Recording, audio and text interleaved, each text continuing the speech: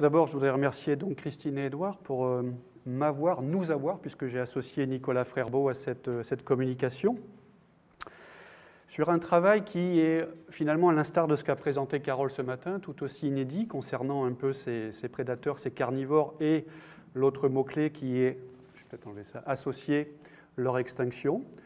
Puisqu'en fait, aussi curieux que cela puisse paraître, il n'existe pas ni de synthèse globale sur les causes, l'origine et puis finalement la chronologie de la disparition des grands carnivores en Europe occidentale ou même à une échelle continentale. Les questions qu'on se pose, en fait, elles trouvent leur origine des recherches que l'on fait à la grotte Chauvet, puisque Carole l'a évoqué ce matin, à différentes échelles, je dirais, spatio-temporelles. D'une part, intrasites, puisque en étudiant tous ces ossements d'ours des cavernes qui jonchent les sols des différentes galeries, dans la mesure où il n'y a pas de stratification, il n'y a pas de sédimentation, nous évoluons dans l'intégralité de la grotte sur des paléosols, et donc la chronologie reste un objet de recherche important pour savoir si finalement comment ours et hommes ont cohabité dans cette cavité. Et c'est grâce notamment au travail et à la persévérance d'Hélène Valadas, qui depuis tant d'années nous fait des datations sur ces ossements d'ours des cavernes à Chauvet, qu'on commence à avoir des résultats. L'autre niveau, je dirais, il n'est pas intrasite, il est finalement intersite, régional. Une fois que des ossements sont identifiés, une fois qu'on a un range chronologique, finalement, est-ce qu'on a sous les yeux, sur la table, un échantillon qui est finalement classique, banal, fréquent dans nos ensembles paléontologiques, ou est-ce qu'au contraire, il est tout à fait exceptionnel? Et ce deuxième niveau, déjà, fait apparaître des lacunes, notamment des grandes disparités régionales dans les données radiocarbone que l'on peut avoir, notamment pour toute la partie de l'Europe occidentale. Et puis, il y a un troisième niveau, je dirais, que l'on peut poser, c'est finalement, ça rejoint un peu les problématiques que peut avoir Carole en travaillant sur les peintures ou les gravures des grottes ornées du Paléolithique supérieur. C'est finalement, est-ce qu'une espèce qui est figurée sur une paroi était présente de manière synchrone, contemporaine, dans l'environnement de la grotte que l'on étudie. Et donc, petit à petit, on essaye un peu de rassembler ce puzzle. Et depuis quelque temps, c'est un sujet qui m'intéresse. Et donc, on en est, je dirais, tout à fait au préambule de ce pan de recherche, qui consiste essentiellement à essayer de compiler les informations, et puis également de voir un peu la relation, les interactions qu'il y a pu avoir entre finalement les groupes humains paléolithiques, qu'ils soient néandertaliens ou modernes, et puis les grands carnivores. Donc c'est pour ça qu'en chronologie directe, bien évidemment, on a compilé avec Nicolas les dates radiocarbone qui sont publiées concernant les trois taxons que je vais vous présenter après, qui sont donc l'ours des cavernes, l'hyène des cavernes et le lion des cavernes. Et puis également, on essaye de glaner, de récupérer des informations qui peuvent être intéressantes ou pertinentes, soit acquises d'ores et déjà, soit dans une perspective future, de dater de nouveaux échantillons à l'avenir, qui sont par exemple le contexte chronoculturel, qui permet de nous aiguiller déjà sur la présence d'une espèce dans un registre temporel donné, s'il y a déjà d'autres datations sur d'autres groupes zoologiques ou d'autres supports archéologiques que les trois espèces dont je vais vous présenter quelques diapositives, le contexte taphonomique aussi, puisque ces prédateurs, notamment les deux premiers, ont la particularité d'avoir fréquenté assidûment les grottes ou les grottes profondes. Donc il y a tout un contexte dans lequel on peut avoir des informations qui dépassent l'archéologie au sens strict. Et puis, effectivement, le contexte, cette fois-ci, anthropozoologique, finalement, essayer de voir quelles ont pu être les interactions homme et prédateurs sur le registre dentaire ou osseux de ces trois taxons. Alors, je vais commencer par l'espèce pour laquelle on a le plus d'informations. Donc, ce sont les ours spéléens. que j'assimile ici en une seule espèce pour la facilité de la communication. Il y a depuis quelque temps des études aussi bien en paléogénétique et puis également sur les isotopes qui nous montrent qu'il y a eu une diversité sous-spécifique ou spécifique d'ours des cavernes à travers toute l'Europe. Ces ours sont inféodés aux montagnes, aux zones karstiques, et il y a donc une répartition tout à fait, une densité, une concentration tout à fait exceptionnelle de cet animal, de cette espèce, à travers toute l'Europe karstique, puisqu'on pense qu'il y a à peu près 3000, 3500 gisements à travers toute l'Europe. Cet ours, en fait, c'est l'espèce donc, qui est quasiment la plus abondante parmi les carnivores du Pléistocène, et c'est l'espèce, logiquement, pour laquelle on pourrait dire, puisque dans ce camembert, là, on voit qu'il a près de 800 dates radiocarbone, finalement, pour lesquelles il y a suffisamment de données, d'informations pour pouvoir répondre à la question, ou en tout cas réfléchir sur la chronologie et les causes de son extinction dans la seconde moitié, ou au début, enfin, la seconde moitié du Pléistocène supérieur. Mais en fait, on se rend compte très vite qu'on a globalement en moyenne 4 dates par gisement. Quand on voit les populations vraiment très abondantes d'ours que l'on a dans nos gisements, finalement, c'est un ratio qui est assez pauvre, c'est des données qui sont quantitativement faibles, et comme je le disais, il y a de grandes disparités régionales, notamment dans toute la France, où on a énormément de gisements, et il y a généralement c'est une date par site pour avoir une information d'ordre chronologique, sans plus. Et on a, à travers toute l'Europe, finalement, une poignée de gisements, une dizaine de gisements qui ont fait l'objet de véritables programmes de datation pour lesquels on a à peu près entre une vingtaine et une quarantaine de dates radiocarbone et qui nous permettent d'avoir un peu plus d'informations. Mais globalement, on a encore très peu de données. Ces données, ces dates radiocarbone ici compilées, en fait, comme pour les deux autres taxons dont je vais parler après, proviennent essentiellement des données qui ont été publiées depuis le début des années 2000 par nos collègues anglais qui ont fait, eux, énormément d'études sur différents taxons, carnivores ou ongulés, et qui ont, je dirais, échantillonné à l'échelle quasiment toute eurasiatique et Amérique du Nord pour le lion, j'en viendrai après, obtenir un peu un premier canevas global de la répartition géochronologique de ces ours des cavernes.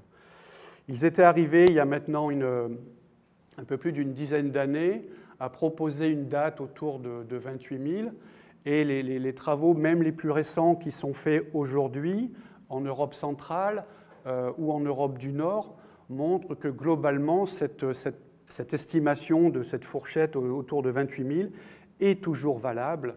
Il y a énormément donc on a énormément d'ours entre 50 et 30 000 ans, des populations très importantes.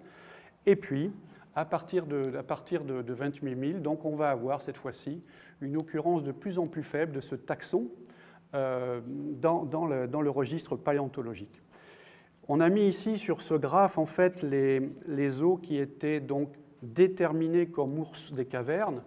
Tout ce qui peut être Ursus sp non identifié ont été mis de côté pour éviter qu'il y ait trop de soucis. Mais globalement, donc, on voit bien qu'il y a, donc, j'ai mis ici les derniers papiers qui font état un peu de la dernière occurrence des ours, que ce soit voilà, en France ou en Pologne, en Italie, et on se rend compte qu'il pourrait y avoir peut-être un gradient latitudinal de la disparition de cet ours, plus tardivement que ce qu'avaient proposé Pacher et Stuart, mais globalement, le schéma est assez cohérent.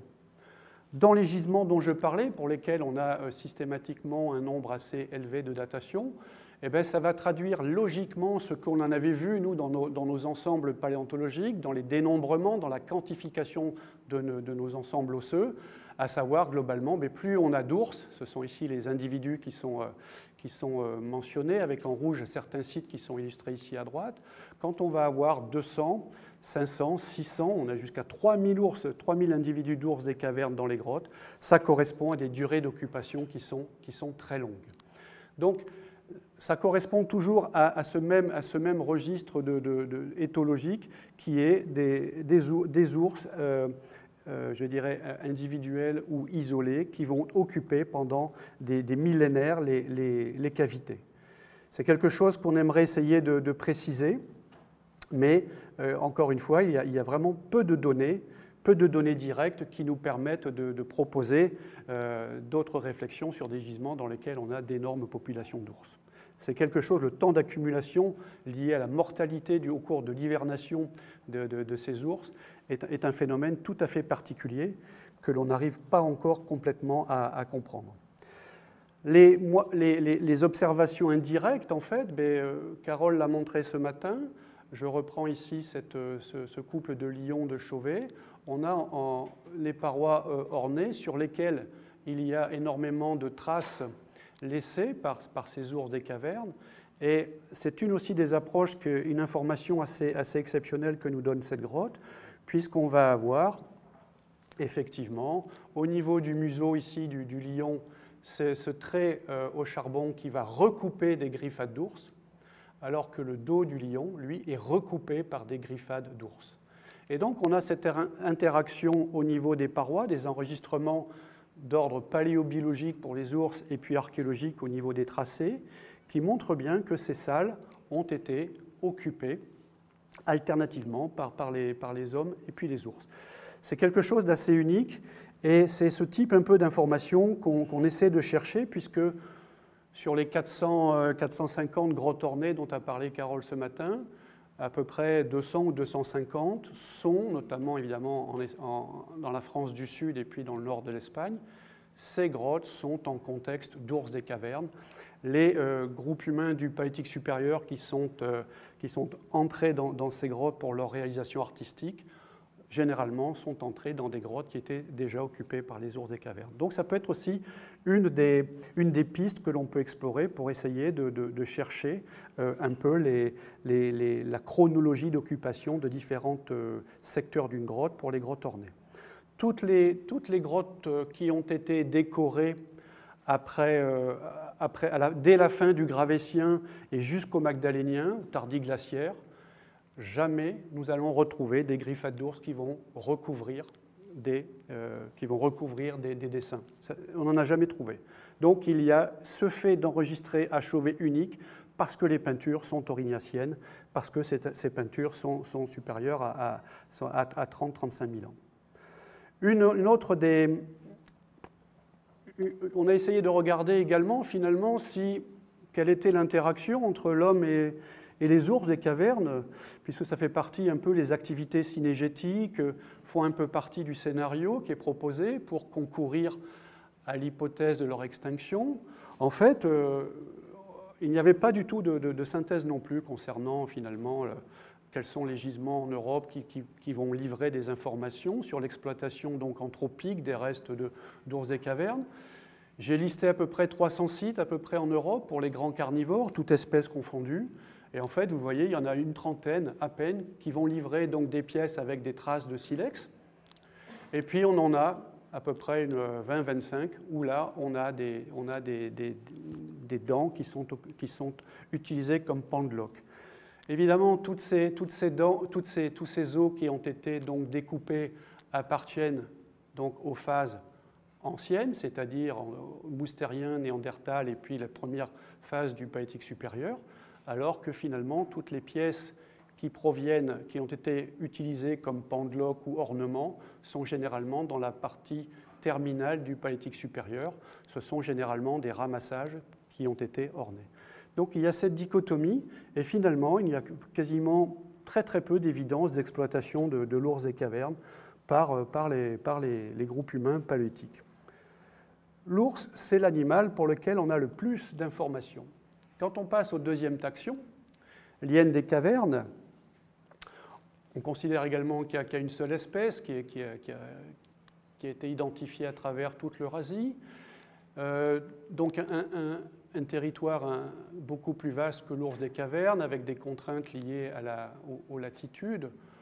C'est un carnivore qui nous intéresse beaucoup, nous, parce qu'évidemment, son régime alimentaire, il est aussi bien carné qu'ostéophage, d'où la présence d'os de proie, d'ongulés, de méga-ongulés rongés consommés dans les sites, qui nous servent un peu de clé d'interprétation sur la fonction de ces sites. Et puis, on a à peu près sur toute l'Europe et en Asie, à peu près 1500 gisements. Qu'est-ce que l'on a comme date radiocarbone pour cette espèce? Bien, on en a moins de 200. Là, on tombe de suite à à peu près à 2 dates par gisement. Parfois même c'est de la répétition d'une date antérieure. Là aussi, on va avoir les mêmes disparités régionales que pour l'ours des cavernes, à savoir finalement, on a très peu d'informations ici en Europe occidentale, France, Espagne, etc. Et puis, à la différence de l'ours, eh bien, on a des supports pour dater qui sont évidemment l'os comme pour l'ours, mais on a les coprolites qui sont très abondants dans ces grottes tanières, ou en tout cas des niveaux de gisements archéologiques qui ont pu être occupés temporairement comme tanières. Les dates que l'on a aujourd'hui, et en reprenant la synthèse qu'avait publiée Stuart et Lister il y a quelques années, effectivement, ils proposaient une date d'extinction de l'hyène des cavernes autour de 30-31 000. Depuis, en reprenant un peu les différents papiers publiés depuis, on voit qu'il y aurait en fait une survivance de l'espèce plus tardivement que cette fourchette chronologique autour de 31 000. Mais on s'est rendu compte, en regardant un peu les données, que l'essentiel des dates récentes, en fait, provenait non pas d'os ou de dents, mais provenait de coprolites. Et c'est surtout le cas pour un gisement qui sert un peu de référence maintenant ici, là, publié très récemment par nos collègues espagnols, où même si on n'a que très très peu de dates finalement sur os directement, ce sont les barres bleues ici sur ce graphe de droite, on a beaucoup de dates sur les coprolites. Et en fait, systématiquement, on va avoir une différence importante au niveau de la chronologie entre ce que l'on va obtenir sur les coprolites et puis les ossements. Et donc, effectivement, ces coprolites qui sont souvent sources de pollution ou contaminés, je pense qu'on ne peut pas les retenir, on ne peut pas les utiliser dans une perspective de chronologie ou de biochronologie, puisqu'en fait, à travers cet exemple, et puis ici on a quelques exemples, notamment dans le sud-est de la France, qui systématiquement ont été datés à partir de coprolites, ils vont s'avérer être beaucoup plus jeunes que ce que l'on a sur os. Donc, il faudrait ne plus travailler, je pense, ou en tout cas regarder un peu mieux méthodologiquement ce que l'on a sur ces vestiges paléobiologiques. Quand on enlève les coprolites, on a malgré tout des occurrences postérieures à cette date d'extinction proposée il y a quelques années à partir de quelques gisements qui seraient non pas cette fois-ci dans le sud de l'Europe ou en contexte d'Europe centrale, alpin, la moyenne montagne comme pour l'ours des cavernes, mais qui pourraient être en fait le nord de l'Europe, notamment les îles britanniques, ou je dirais la Belgique, en fait l'isthme qui faisait, le delta qui faisait Tamise et Meuse, où on a à la fois énormément de sites avec les indices de présence de ce carnivore et les dates pour l'instant les plus récentes. Donc il pourrait y avoir eu une survivance de cette espèce, cette fois-ci, plus tardive dans le nord de l'Europe que dans le sud. Quoi qu'il en soit, on a à peu près comme pour l'ours, on va avoir des grottes qui livrent de riches ensembles populationnels à peu près jusqu'à 30 000. Et puis après, ce sont des individus isolés que l'on a dans des gisements. Il n'y a plus vraiment de population. Qu'est-ce qu'on peut voilà, ici j'ai mis ici sur ces histogrammes en fait les décomptes de ces ensembles les plus riches à hyènes que l'on a du Pléistocène supérieur. Vous voyez qu'on a plusieurs milliers d'ossements, on a plusieurs dizaines voire centaines d'individus dans certains sites. Et ce qui est dommage, c'est que ces sites-là directement ne sont pas datés ou multidatés, parce qu'en fait on aimerait bien comprendre finalement si ces gisements sont occupés, il n'y en a que 2 pour lesquels on a 4 ou 5 dates, si ces gisements sont occupés de manière continue ou discontinue. Et c'est cette deuxième option, en fait, pour l'instant, qui est un peu en guise de recherche, puisque ça correspondrait davantage à ce que l'on a dans nos ensembles paléontologiques, à savoir généralement très peu de restes de proies ou d'ongulés, et puis des petits groupes d'hyènes. Donc il pourrait y avoir des occupations diachroniques, récurrentes mais discontinues, d'une même cavité, au cours du stade 3 ou du stade 2. Mais ça, tout ça, ce sont encore des hypothèses, puisque voilà, nous n'avons pas, pour les gisements à hyènes des cavernes, énormément de données par site.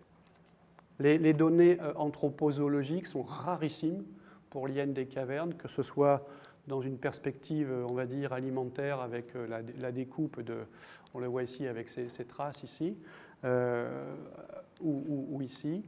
On a vraiment très très peu d'indices. C'est un animal qui a été complètement oblitéré par les groupes humains du Paléolithique moyen et du Paléolithique supérieur ancien. Donc on ne retrouve pas non plus cette espèce dans le registre pariétal, et donc ça correspond également à cet évitement qu'il y avait dans l'occupation des grottes et certainement de certaines régions d'Europe entre l'homme et puis l'hyène des cavernes. Troisième espèce, c'est le lion des cavernes. Donc lui aussi que j'ai rangé avec, que propose avec une seule et même espèce, que ce soit notre lion des cavernes d'Europe, le lion de Béringie qu'on va retrouver tout en Sibérie, et puis il va passer en Amérique du Nord. Il y avait déjà en Amérique du Nord, depuis la fin du Pléistocène moyen, un autre lion, Panthera atrox, mais qui n'est pas du tout le lion des cavernes. Et il va y avoir ici en Amérique du Nord donc la coévolution entre le Spéléa et puis le atrox. Quoi qu'il en soit, c'est donc le prédateur qui a la plus grande répartition géographique. Il couvre donc tout l'hémisphère nord. Il a également cette particularité d'avoir occupé comme l'ours, puisqu'en fait on va souvent le retrouver dans les mêmes grottes que l'ours des cavernes, à range altitudinal très élevé, puisqu'on va le retrouver jusqu'à plus de 3000 mètres d'altitude en Europe. On ne connaît pas en revanche pas grand-chose finalement de son comportement, de son éthologie, puisqu'on n'a pas de grotte tanière au sens strict du terme, comme pour l'hyène. Néanmoins, le fait qu'il soit souvent associé à l'ours des cavernes, on se pose la question si, dans certains cas, les grottes n'auraient pas pu servir un peu de lieu de nécrophage, de lieu de consommation de carcasses décomposées d'ours en guise d'alimentation carnée. Et puis, dans certains sites de plein air que l'on a dans le nord de l'Europe ou bien dans toute la Russie septentrionale, il se peut qu'on ait des kill sites comme on peut le voir aujourd'hui en Afrique. Qu'est-ce qu'on connaît au niveau date pour cette espèce? Donc il y a encore moins de dates que pour l'hyène finalement, on est à peu près équivalent, mais il y en a moins de 200. Là, pour le coup, on a donc une date par site tout au plus. L'espèce, certes, est rare à chaque fois dans nos gisements, il n'y a pas des populations comme pour l'hyène ou comme pour l'ours. Quoi qu'il en soit, on a dans le meilleur des cas une date par site. Il s'agit d'avoir une information chronologique. Et puis en fait, on n'a pas d'autre, il n'y a pas la possibilité de multiplier, ou très exceptionnellement, de multiplier les analyses sur plusieurs individus de lions. Néanmoins, la chronologie qui est mise en évidence pour cette espèce est radicalement différente de ce que l'on a pour les deux taxons précédents.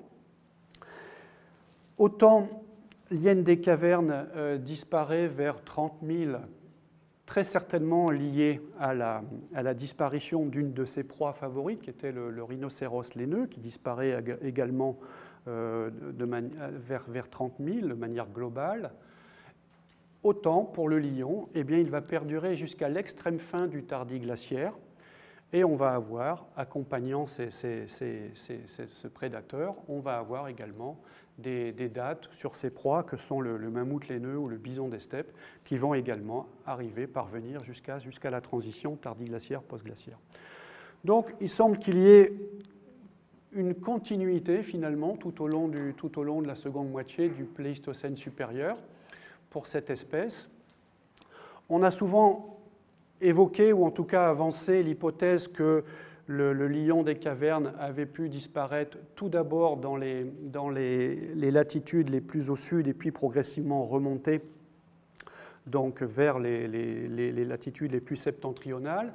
Et puis aujourd'hui, on se rend compte que finalement, il va y avoir finalement un scénario inverse qui est que on va avoir finalement l'évidence des derniers lions des cavernes à toute l'échelle eurasiatique, plus récente en Europe de l'ouest méditerranéenne, c'est le cas du sud-ouest de la France, du nord de l'Espagne, ça va être le cas également en Italie, synchrone de ce que l'on observe dans les latitudes les plus septentrionales.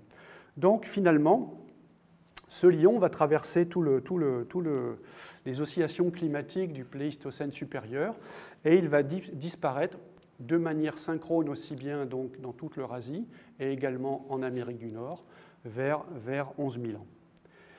Et donc, les évidences de son exploitation, de son importance dans le registre symbolique, elle est un peu plus forte finalement que pour l'hyène, puisqu'on a quand même plus d'évidence de consommation de ce lion des cavernes à travers toutes les cultures du Paléolithique moyen et supérieur, avec encore une fois des pièces qui vont présenter des traces de silex, également des dents qui ont été agencées en pendeloques, mais qui ne sont jamais datées, elles, directement, pour des raisons de conservation évidentes. Donc on va avoir finalement une consommation qui est assez régulière, mais discrète tout au long du Paléolithique supérieur. Et puis au contraire, on va avoir uniquement Paléolithique supérieur ancien et jusqu'à l'extrême fin des cultures matérielles du Paléolithique supérieur, on va avoir la présence de ce lion dans le registre symbolique. Donc un animal discret, mais un animal qui accompagne toutes les cultures entre 30 000 et 10 000. Donc finalement, c'est un peu ce que l'on a quoi, dans notre réflexion là aujourd'hui. Et c'est un peu là-dessus que je voulais finir. C'est-à-dire, évidemment, il y a énormément de publications. J'ai repris ici ce graphe que je trouve intéressant là d'Abramson. Il y a beaucoup de publications qui concernent l'extinction. Mais d'une part, ça concerne généralement les mammouths ou la grande mégafaune, on va dire, glaciaire de l'extrême fin du tardiglaciaire. Ça ne concerne très très peu les prédateurs. Et puis d'autre part, ce sont souvent des études qui sont faites sur des sites ou des cas isolés et qui trouvent difficilement un écho sur une compréhension un peu plus globale des causes qui ont pu donc provoquer la disparition de ces carnivores. Toujours est-il que aujourd'hui, on ne peut pas ou on ne peut plus parler d'extinction globale et en un bloc. Il y a au moins deux phénomènes d'extinction que l'on voit. Une vers 30 000. Elles ne concernent pas seulement l'ours et l'hyène des cavernes, mais elles vont concerner également des populations d'ongulés, avec des grands turnovers est-ouest à travers toute l'Eurasie. Ça correspond également, d'un point de vue paléanthropologique, au turnover néandertal et puis homme moderne. Et puis avec toutes les productions matérielles qui sont caractéristiques et propres de ces groupes.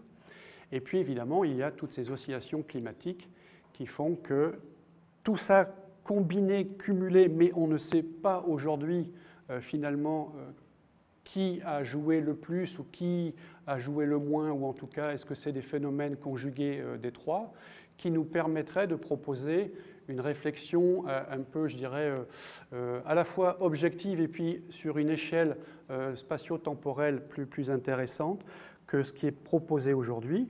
La seule chose que l'on sait, c'est que finalement, il y il y a une cohérence entre les données naturelles et puis la très faible interaction qu'ont eu les groupes humains avec ces prédateurs. Et je pense que ça fait partie des points là qu'il faudrait aujourd'hui essayer de démarrer. Je dis multidaté, à la fois intrasite, parce que voilà, lorsqu'on a des populations importantes, il serait intéressant de disposer d'un cadre chronologique plus étoffé qu'une ou deux dates. À l'échelle, travailler plutôt à l'échelle des régions. On sait pertinemment qu'il y a des régions karstiques, que ce soit en Europe centrale ou en Europe de l'Ouest, je pense aux Pyrénées notamment, où on a des concentrations de sites, je pense à l'ours des cavernes, vraiment très très importantes. Donc aucun de ces sites, aucune de ces régions, pour l'instant, ne sont analysées avec cette perspective. Regardez donc également que dater. Quoi dater, effectivement, on peut très bien, pour l'instant, mettre de côté les coprolites. Envoyer, effectivement, c'est une évidence, envoyer à dater des os d'espèces identifiées pour pas qu'il y ait de soucis. Dans certaines des dates que j'ai proposées, il y avait eu des discussions pour savoir si on les retenait ou pas, puisque certaines, finalement, sont avérées qu'elles n'étaient plus de diènes, mais ça pouvait être un herbivore, enfin bref. Donc, il y a toujours cette confusion qui peut être faite, ou cette erreur qui peut être faite, quant à l'attribution spécifique de l'échantillon qu'on va envoyer à dater. Il faudrait évidemment qu'on démarre un peu tout un travail, finalement, une fois qu'on a cette base avec les dates radiocarbone, pour voir un peu comment tout ça se plaque sur les grandes oscillations climatiques des dernières 50 millénaires. Et puis regarder également, plus dans une perspective archéologique ou paléanthropologique, finalement, quelles ont été l'évolution géochronologique de la répartition des groupes humains et puis de ces prédateurs, donc à travers depuis le début du stade 3 et jusqu'au milieu du stade 1. Quoi qu'il en soit, il y a énormément de choses qui sont envisageables. On a très très peu d'informations sur des échelles régionales ou des échelles spatiales qui pourraient nous donner beaucoup d'informations, et il y a encore énormément de travail à faire. Voilà, je crois que j'ai fini. Merci beaucoup.